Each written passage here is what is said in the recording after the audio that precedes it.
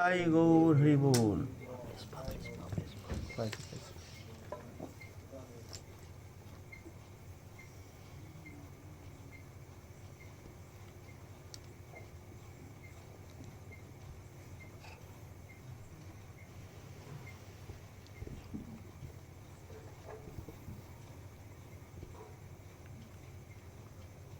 कल के क्या प्रसंग चल रहा था? साध्य साधन तत्व, आत्मसमर्पण चार्टा, आत्मसमर्पण। साधन जीवन में साधक बार बार हार जाता है।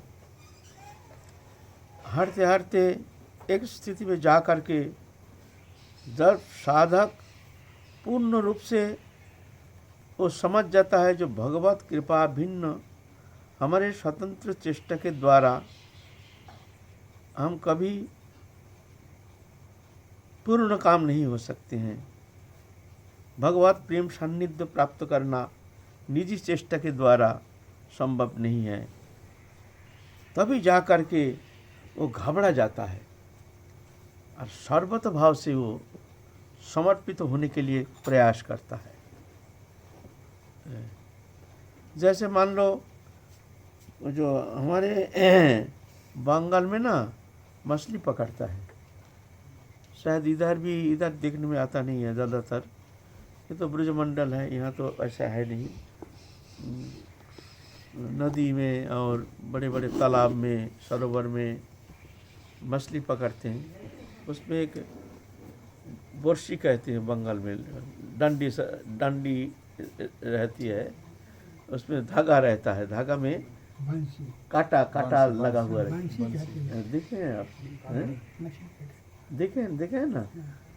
तो क्या होता है, व्हील है, बड़े मछली पकड़ने के लिए एक चक्का भी रहते, उसमें धागा को ऐसे खींचता है, छोड़ता है, खींचता है। तो क्या होता है, ऐसे धागा को छोड़ देता है पानी में, और जो कांटा है ना, ऐसे कांटा रहता है, उसमें कुछ खाने का चीज़, जो भी मछली जो बहुत पसंद करता है, ऐसे वस्तु दे करके उसमें लगा करके फेंक देते हैं पानी में। मछली कांटा तो दिखता नहीं है, वो खाने का चीज़ समझ करके निगल लेता है तो गले में वो खींचता है। जब खींचता है तो कांटा गले में अटक जाता है ना? तो अटक जाने से तो रस्सी तो खींचना शुरू हो जाता है। तो जो मछली पकड़ता है वो जान जाता है जो अभी मछली पकड़ लिया। तो कभी कभी क्या होता है, बड़ा मछली जो है वो इतना जम के झटका मारता है जो एकदम व्हील कहते हैं उसको, व्हील ले करके पानी में चला जाएगा। इतना बड़े बड़े मछली होता है ऐसा। तो जो मछली पकड़ता है वो होशियार होता है, जानता है किस तरह से पकड़ना चाहिए। तो क्या होता है, वो धागा छोड़ता है, मछली तो खींचते उसके एक कांटा लग गया ना, अब वो इधर उधर भाग दो शुरू करता है। और धागा तो उसके हाथ में है ना, जो व्हील है ना, उसमें तो धागा है, बहुत कड़क धागा है, ऐसा इतना ये धागा नहीं है। तो खींचते इधर उधर खींचते बहुत समय तक खींचते मछली हैरान हो जाता है, थक जाता है। जब थक जाता है तो क्या होता है, वो हार जाता है। तो ऐसे चलता है, सीधा चलता है, मछली उलट जाता है। जब उलट जाता है तो जो मछली पकड़ता है वो जानता है अब ये थक गया है, तो फिर धागा को खींचता है। तो यहाँ तो लगता है, फिर मछली झटका मार के फिर निकाल जाता है, फिर छोड़ता है, उस खींचेगा नहीं। खींचने से फिर धागा तोड़ता के भाग जाएगा, खींचेगा ही नहीं। धागा बहुत धागा रहता है, बहुत दूर तक जा सकता है, घूम सकता है। ऐसा करते करते फिर हार जाता है, फिर वो उलट जाता है, थक जाता है। फिर मछली पकड़ने वाला उसको खींचता है, खींचते फिर जब देखता है बहुत कष्ट होता है, फिर झटका मारता है। ऐसे करते करते एक स्थिति में आकर के मछली पूर्ण रूप से हार जाता है। जब हार जाता है तो मछली जो पकड़ता है ना, वो धीरे अति धीरे झटका भी मारेगा थोड़ा सा, जिसे देखते हैं उसके अंदर ताकत कितना है। तो वो झटका लगता है, तो देखता है झटका लगने से भी ये हिलता डुलता नहीं है, तो समझ जाता है जो अब ये थक गया है। तो जब नज़दीक आता है फिर जाके उठा लेता है ना। तो ऐसा है। तो अनादिकाल से ये संसार चक्र में भ्रमण करते करते करते करते जीव जब भगवत उन्मुखी हो जाता है, गुरु कृष्ण प्रसाद से, गुरु कृपा से, महत कृपा से वो भक्ति लता बीज उसको मिल जाता है। लेकिन अहंकार के कारण वो तो कष्टदायक है ना। संसार का भोग सुख वासना, इंद्रिय कामना लालसा, ये जब तक रहता तब तक तो वो वस्तु प्राप्त करना संभव नहीं है, वो आनंद प्राप्त करना संभव नहीं है। इधर संसार भी अच्छा नहीं लगता है, उधर भगवत प्राप्ति भी नहीं होती है। माने वो भगवत प्राप्ति स्वरूप जो उसने जो निगल लिया है, अब वो कांटा जैसे बीत गया है, उसको अटक गया, अब छोड़ने वाला है नहीं। भगवान तो छोड़ते नहीं है, साधक चेष्टा करके भी वो छोड़ नहीं सकते। इधर विषय छोड़ नहीं सकते हैं, देहोदेही वस्तु पदार्थ के प्रति आसक्ति जो है, अनादिकाल का आसक्ति छोड़ नहीं सकता है। तो इधर जाता है उधर जाता है, ये करते हैं वो करते हैं, नाना प्रकार कोशिश करता है शांति प्राप्ति के लिए। संसार में शांति नहीं, धाम में जाता है वहाँ शांति नहीं, साधन करता है शांति नहीं, शांति मिलती ही नहीं। शांति तो तभी होती है जब जाकर के उसको भगवत प्राप्ति होती है। जब तक प्राप्ति नहीं होती तब तक उसको कहीं शांति मिलती ही नहीं। ऐसा होती है स्वाध्याय से, संग से, साधु संग से, समझ करने से संस्कार मजबूत हो जाता है। इधर भी रहता है। तो सत्संग से, साधु संग से, भगवत उपासना से कुछ समय के लिए तो उसको शांति तो मिलती है, एक प्रशांति आ जाती है, एक निश्चयता, एक स्थिरता, एक विश्वास, ये तो आ जाती है। लेकिन ये स्थिर नहीं, अस्थिर, कुछ समय के लिए, कभी कभी थोड़ा ज़्यादा समय के लिए ऐसे हैं। तो इस तरह से वो भजन करते करते फिर जाके उसको शांति नहीं मिलती, फिर भागता है इधर उधर, नाना प्रकार चेष्टा, ऐसे करते करते करते करते जब देखते हैं जो ये अहंकार के द्वारा भगवत प्राप्ति करना संभव नहीं, उनकी कृपा ही सार है, तब जा कर के पूर्ण रूप से समर्पित हो जाता है। निज चेष्टा जो है वो समाप्त हो जाता है, भगवत इच्छा के ऊपर वो निर्भरशील हो जाता है। वो जानता है अपनी चेष्टा के द्वारा कुछ होने वाला है नहीं, पूर्ण रूप से ये विश्वास हो जाता है। ऐसा नहीं कि उसको शांति नहीं मिलती, उसको आनंद नहीं मिलता, आनंद मिलता है, शांति भी मिलता है कुछ समय के लिए, लेकिन वो स्थायी भाव नहीं। एक दिन दो दिन तो खूब आनंद मिला, ऐसे महसूस होता है। जो भगवत प्राप्ति उद्देश्य लेकर के जो समर्पित होकर भजन करते, उनके लिए शब्द है, सबके लिए नहीं। तो दो चार दिन मान लो ऐसी स्थिति आ जाती है, ऐसे महसूस होता है जैसे ना भगवत प्राप्ति बहुत नज़दीक है, अब कृपा मिल गई है, अब अवश्य प्रभु हमको पूर्ण रूप से कृपा करेंगे, ऐसे दिल विश्वास भी हो जाता है। कभी कभी तो वो निश्चिंत भी हो जाता है, एक आनंद के लहर खिलता है उसके भीतर, लेकिन ये स्थायी भाव नहीं। फिर आकर एक तरंग आकर के ऐसे स्थिति में डाल दिया, ऐसे अनर्थ, ऐसे माने इंद्रिय लोलुपता, कोई ना कोई ऐसे अनर्थ आ गया जो एकदम कहाँ भजन कहाँ स्थिति, जैसे ऐसे महसूस होने लगता है जैसे जीवन में हमने कभी भजन किया ही नहीं। सिर्फ ऐसा ही नहीं, कभी कभी तो ऐसे महसूस होता है जो हम अनंतकाल कोशिश करके भी भगवत सानिध्य प्राप्त करना संभव नहीं है, हमारे द्वारा होगा नहीं, हम इतना पापी हैं, हम इतना दुरात्मा है, हम इतना नीच है। निराश हो जाता है, थक जाता है, रोता है, चिल्लाता है। फिर प्रभु ऐसे कृपा कभी बरसते हैं, फिर जाके हृदय शीतल हो जाता है कुछ समय के लिए। ऐसे चलता है तरंग के जैसे, समुद्र के लहर जैसे, कभी ऐसे आता है कभी ऐसे जाता है, ऐसी स्थिति होती है। जब तक प्रभु अपमान रहेगा तब तक होता है। ये होता रहेगा ऐसे। हाँ, वो स्थिति देते हैं कभी कभी, कुछ अनुभव भी देते हैं। फिर जब वो अनुभव छूट जाता है तो आ जाती है उसके भीतर एक जलन, एक निराशा, एक भयानक कष्ट, अंतर्दाह। मतलब ऐसा क्यों करते हैं? ऐसे इसलिए करते हैं, पहले भगवान ऐसे कृपा करके उसको दिखाते हैं कि तुम्हारे चेष्टा के द्वारा कुछ होने वाला है नहीं, 1 नंबर। 2 नंबर है उसके अंदर जो अहंकार है, जो हम भजन करते हैं, हम भजनानंदी हैं, ये भी एक अहंकार है। भगवान तो ऐसे साधारण अहंकार जो है ना, ये तो सहन कर लेते हैं, लेकिन भजनानंदी, हम भजन करते हैं, हम बड़े साधु हैं, ये भगवान भक्ति देवी सहन नहीं करते हैं।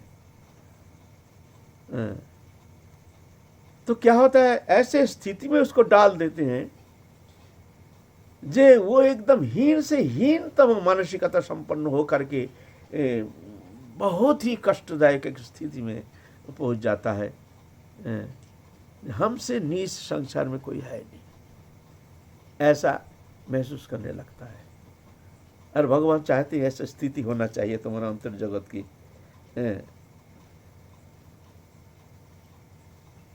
खूब रोता है, छाती पटक पटक के रोता है।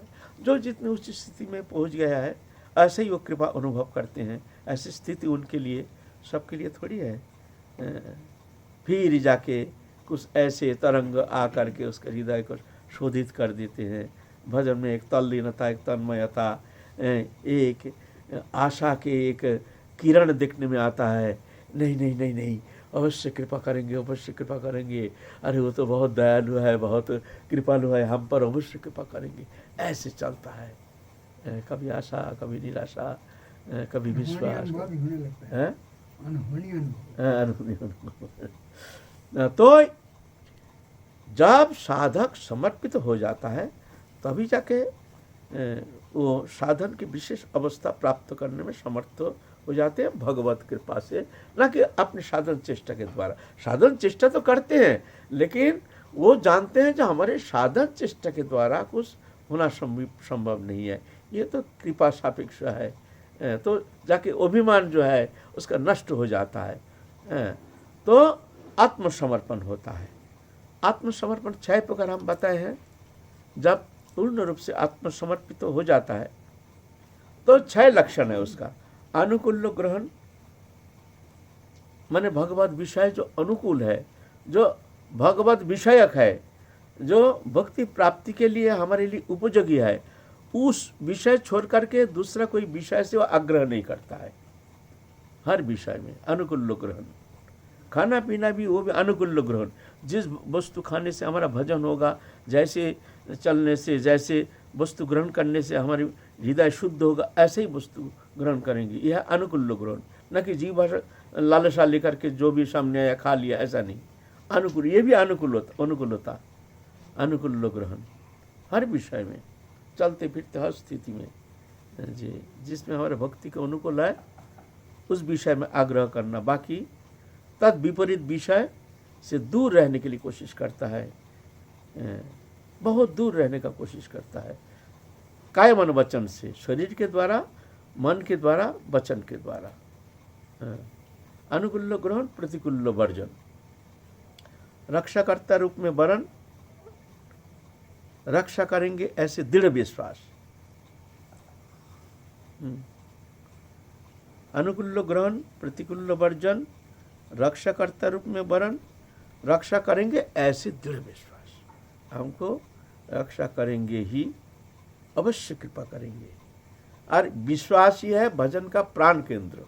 हम पहले भी बता चुके हैं, साधक को किसी भी स्थिति में चाहे कितना भी पापाचारी, अभिचारी, व्यभिचारी क्यों न हो, साधक को कभी निराशा हृदय में स्थान देना नहीं चाहिए। लेकिन निराशा आ जाती है अपने पूर्वकृत कर्म संस्कार देख करके, अपने पूर्व जो हमारे क्रियात्मक जो हमारे जीवन शैली है, उसको चिंता करके वो घबरा जाता है। जब साधक भगवत चरण में समर्पित होकर भगवत प्राप्ति उद्देश्य लेकर के काय मन वचन से भजन करने के लिए कोशिश करते, उस स्थिति में संस्कार है, रस लेता है, वो मजबूत हो जाता है, फिर बस कर देता है, है। वहीं घबरा तो जाता उस स्थिति में क्या होता है, साधक घबरा जाता, हम जैसे पापी को मिलना संभव नहीं, ये असंभव बात है, हमको कैसे क्षमा करेंगे, हमको कैसे कृपा करेंगे, कहने से भी वो विश्वास कर नहीं पाता है।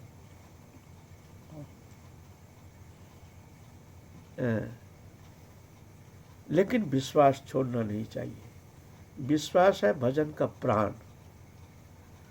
तुम अगर जान लोगे कि अभी जो सामने परीक्षा आ रही है, एग्जामिनेशन, उसमें तुम पास नहीं करोगे, है ना, मान लो स्कूल पढ़ना लो, ग्रेजुएशन हो व अदर्स कोई एजुकेशन हो, तुम अगर बिना तरह से तुम जान लोगे जो उसमें तुम पास नहीं कर पाओगे, तुम्हारा प्रिपरेशन जो है ठीक ठीक है, नहीं हुआ नहीं अभी, तो क्या करोगे, उसको ज़्यादा करके पढ़ाई करना, दिन रात पढ़ने का उसका आग्रह रहेगा नहीं, इस बार भाई कोशिश करके भी हम पास नहीं करेंगे, तो इतना पढ़ के क्या होगा, रात्रि जागरण करके पढ़ना, भाई अगला साल देखेंगे, धीरे धीरे धीरे, इस साल तो होगा नहीं हमसे, तो ठीक है अगला साल फिर धीरे धीरे धीरे धीरे अभी प्रिपरेशन ले लेंगे, प्रिपरेशन ले करके अगला साल पूर्ण रूप से तैयार हो जाएंगे, फिर जाके अगला साल हम परीक्षा देंगे।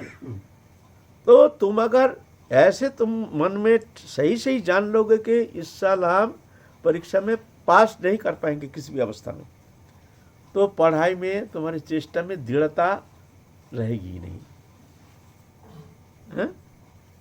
संभव नहीं है, एक बेकार का रात जग जग करके हम क्यों पढ़ेंगे, हम पास करेंगे नहीं, है ना।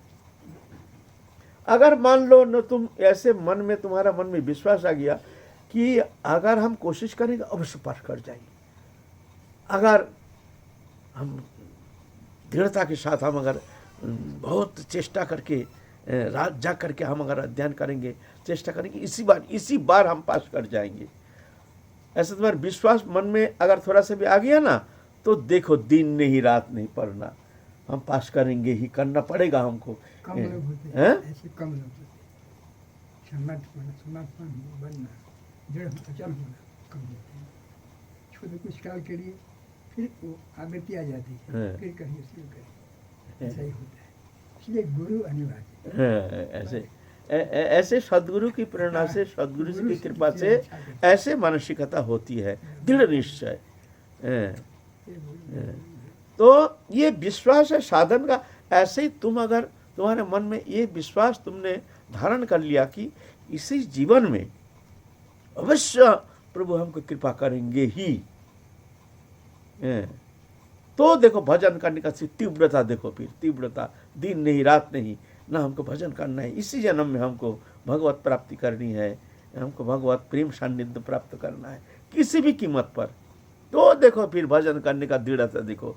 और तुम मन में अगर जान लिया दूर हम जैसे पापा चढ़ी इस जन्म में क्या न जाने कितना जन्म बीत जाएगा, प्रारंभ से पता प्रारंभ जो है शेष सताता है, नए साधन तो लाख कहो वो तीव्र भजन करेगा ही नहीं, लाख कहो, कहने से क्या होता है, वो ठान लिया मन में जो इस जन्म क्या कितना जन्म बीत जाएगा हमारा, है ना। इसीलिए भजन कम हो वो भी अच्छा है, लेकिन मन में ये धारणा कभी लानी नहीं चाहिए जो हमको प्रभु कृपा नहीं करेंगे, इसी जन्म में हम कृपा नहीं करेंगे, ऐसे मन में धारणा करना ही नहीं चाहिए। अरे इसमें तो कोई तुम्हारा कोई अपराध तो होगा नहीं, ऐसे जो तुम पापाचारी हो, व्यभिचारी हो, इतने बड़ी आशा तुम मत करना भाई, तुम बहुत पापाचारी हो, दुराचारी हो, ऐसा जब कोई शास्त्र में कहा नहीं, बल्कि शास्त्र बार बार पुकार के कहते हैं कि अति दुराचारी व्यक्ति भी मेरे शरण में आने से वो मेरा प्रिय होता है, मेरा भक्त कभी नष्ट नहीं होता है। हम ऐसे व्यभिचारी जो भक्त मध्य आ जाते हैं उसको हम किसी स्थिति में छोड़ते नहीं हैं। तो जब शास्त्र में ऐसे कहे हैं तो तुम्हारे चिंता की क्या कारण है? तो किसी स्थिति में मन में ऐसे दुर्बलता लानी नहीं चाहिए। दृढ़ विश्वास, कृपा करेंगे ही ऐसे दृढ़ विश्वास। यह है 4 नंबर। अनुकूल ग्रहण, प्रतिकूल वर्जन, रक्षाकर्ता रूप में वरण, रक्षा करेंगे ऐसे दृढ़ विश्वास, और रक्षा करो रक्षा करो रक्षा करो ऐसे आरती प्रकाश। जब घबरा जाते हैं, जब जी घबरा जाता है, विश्वास हट जाता है, चारों ओर अंधकार दिखते हैं, कोई अनुभव नहीं और संसार भी अच्छा नहीं लगता है, बहुत श्रीमुख से श्रवण भी किए हैं जो संसार अनित्य है, यहाँ सुख नहीं है, तो घबरा जाता है। अब मैं करूँ तो करूँ क्या, उधर प्राप्ति की कोई संभावना दिखता नहीं है और इधर संसार अनित्य जान करके इसमें भी हम रुचि नहीं ले पा रहे हैं, अब मैं करूँ तो करूँ क्या। तो आरती प्रकाश, रक्षा करो रक्षा, हृदय से, शाब्दिक नहीं, एकांत में जाकर के हाथ उठा करके, हे दीननाथ दीनबंधु हमको रक्षा करो रक्षा करो, हे पतित पावन हरि हमको रक्षा करो। जैसे गजग्राह जो है, जब देखा कितना 1000 साल लड़ाई करके भी दिखते अब हमारा वास्ते का, उसके साथी संगति सब छोड़ के चले गए, दिखते हैं आप हमारा वास्ते के लिए और कोई रास्ता नहीं। तो सूंड से एक तो कमल उठा करके भगवत चरण में छोड़ दिए, हे हरि हमको रक्षा करो नाथ।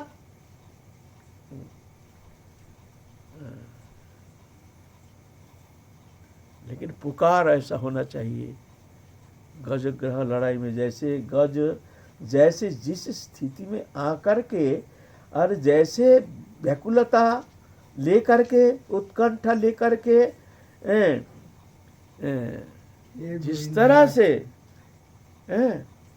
जिस तरह से भगवान को पुकारे हैं, प्रार्थना ऐसा होना चाहिए ना शाब्दिक। एक ही शब्द ठीक ठीक हृदय से अगर एक शब्द पहुंच जाए, हे नाथ हमको रक्षा करो नाथ, हम तुम्हारे शरणागत हैं दीनबंधु दीननाथ,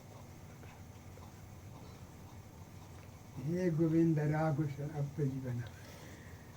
तो ऐसा कोई शास्त्र में तो ऐसा कोई कहा नहीं जो इतने पापाचारी होने से हम उसको भाई रक्षा नहीं करते हैं। हाँ, पाप की सीमा है, जो सीमा उल्लंघन करके चला गया है, रक्षा करने का सामर्थ्य हमारा है नहीं, ऐसा शब्द कोई शास्त्र में कहा नहीं। हम तो सुना नहीं, किसी ने सुना होगा तो हमको कह देगा। हम तो सुना नहीं कोई शास्त्र में जो भाई इतनी पापाचारी जो है फिर जाके हम रक्षा नहीं कर सकते। भगवान कहते हैं वहं त्वांग सर्व पापेभ्यो मोक्षयिष्यामि। सर्व पाप माने ऐसा कोई पाप नहीं है संसार में, कायिक वाचिक मानसिक ऐसा कोई पाप नहीं है जिस पाप को भगवान क्षमा नहीं कर सकते हैं। यह सर्व पाप माने कोई भी पाप ऐसा है नहीं जो कि भगवान क्षमा नहीं कर सकते। अहं त्वं सर्व पापेभ्यो मोक्षयिष्यामि। तो गज जैसे ऐसे आरती लेकर के अकबर ऐसे हा हरि हा कृष्ण हा गोविंदो, गोविंदो हमको रक्षा करो, गोविंद हमको रक्षा करो, है ना, आरती प्रकाश, ये शरणागति। लेकिन वो शाब्दिक नहीं, वो ऐसे गज जैसे, माने एक बार कृष्ण नामे যত पाप हरे किंवा शक्ति आसे जीवेर तत पाप करे। बहुत तो कहते हैं एक डाक में इतना होता है, तो हम लोग तो कितना बार हरि नाम कर रहे हैं, कोई ऐसा तो कुछ होता नहीं है, दिखता नहीं है। अरे भाई डाक तो वो गज ने दिया था, श्रीमद् भागवत पुराण में है। ऐसा तुम्हारे पुकार क्या ऐसा एक भी हुआ कभी जीवन में? ऐसा तो बहुत दूर की बात है। आज भाग्य विकल्प होना संभव नहीं है। एक पुकार में क्यों नहीं होगा? ऐसा गज जैसे एक आवाज में ही भगवान वैकुंठ से गरुड़ वाहन भगवान आकर के हाजिर हो गए उद्धार करने के लिए। इतना दिन भगवान आए नहीं, क्यों नहीं आए?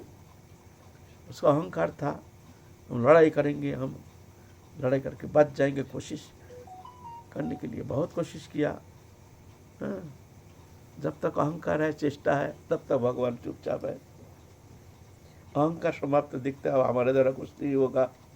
अब शरणागति, पूर्ण शरणागति, आप वो पुकार, हा हरि, ऐसे एक डाक, एक पुकार हो सकता है उस स्थिति, वैसे पुकार होनी चाहिए। तो एक पुकार में ही सब कुछ हो सकता है, भगवत प्राप्ति हो सकती है ना, है ना।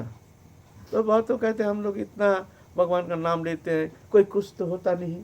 बोले भाई नाम ऐसा लिया गज जैसे, एक बार ऐसे, एक बार तुमने कभी लिया जीवन में? है नहीं। यह है पांचवा शरणागति। छठवां शरणागति है आत्मसमर्पण। आत्मसमर्पण माने जैसे तुम्हारे गाय किसी को बेच दिया, बेचने के बाद जैसे गाय का भरण पोषण करने के लिए तुम्हारा कोई अधिकार है नहीं उनके विषय चिंता करने का। जाके तुम कह नहीं सकते भाई हमारा गाय तुमको बेच दिया, तुम उसका खाने के नहीं देते हो, पानी ठीक से नहीं देते हो, धूप में बंद करके रख देते हो, ये ठीक नहीं, ये तुम्हारा अधिकार नहीं है। क्यों? तुम्हारा गाय तुमने बेच दिया, अब दूसरा का हो गया, तुम्हारा अधिकार नहीं है।